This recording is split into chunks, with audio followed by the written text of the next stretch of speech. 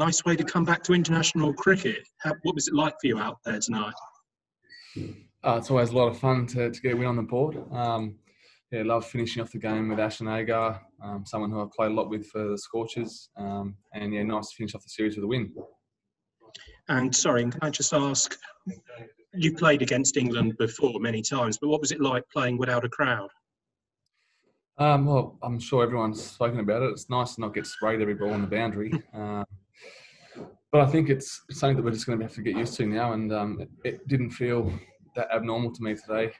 You knew it was coming. We've had 2 games already with no crowd. So just something that we're going to have to get used to. And it'll be the same for us when we play at home. Thank you. Sam Ferris.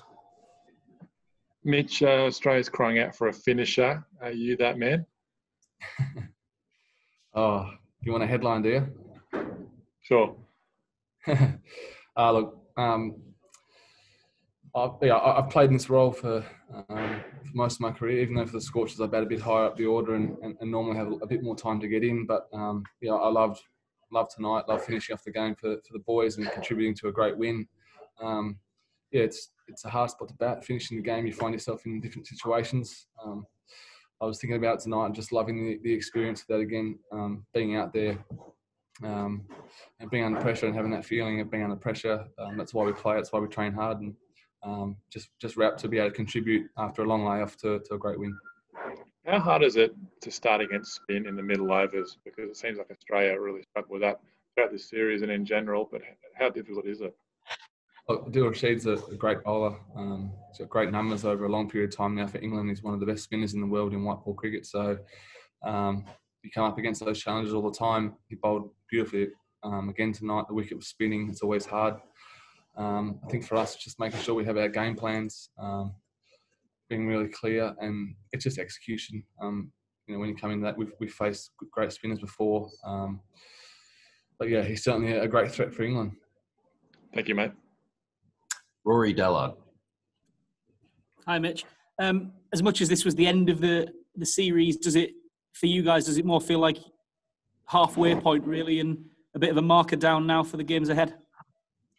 Look, we're still very disappointed to have lost the T20 series, but we spoke about it today, trying to gain momentum going to the. Sorry, it's quite loud. We spoke about today about trying to gain momentum into the one-dayers, and hopefully tonight gives us great confidence going into what should be a cracking one-day series starting Friday. And what does keeping England off number 1 mean to you as a group? You could be hanging on to that for a while, depending on how the schedule works out. Yeah, I don't think it's necessarily keeping England off it. We want to be the best team in the world. We want to be the best. We want to be the best in the world. So we're all striving for that, and hopefully we can maintain it for a long period. Matt Roller. Hi, Mitch. You were talking in the presentation about trying to improve your game against spin and sort of being relieved at the end of Rashid's spell. Is that sort of a big work on during the IPL for you? Yeah, it's something that I'm continually working on. I feel like my game is improving. I think my first couple of balls tonight I was probably just a bit nervous, and without playing a game for 6 months, I was a bit jittery, but I got through it, had a bit of luck. I feel like my game is really improving against spin. But like I said, Adil Rashid's a class bowler, and you've got to make sure you're up for the challenge when you play against him. Sam Ferris. Looks like Sam, you're the last one, so fire away. Back to me. Mitch, do you feel like teams are targeting Australia with spin bowling through those middle overs?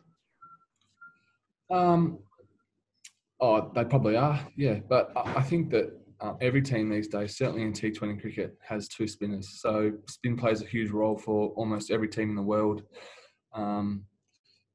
throughout the middle overs. And we've seen over a long period of time stats, I think 9 out of the top 10 bowlers in T20 cricket in the rankings are all spinners. So we know that they play a huge part. We're lucky that we've got 2 great spinners bowling beautifully together at the moment. But I think every team in the world is targeted, and it's about being able to conjure that.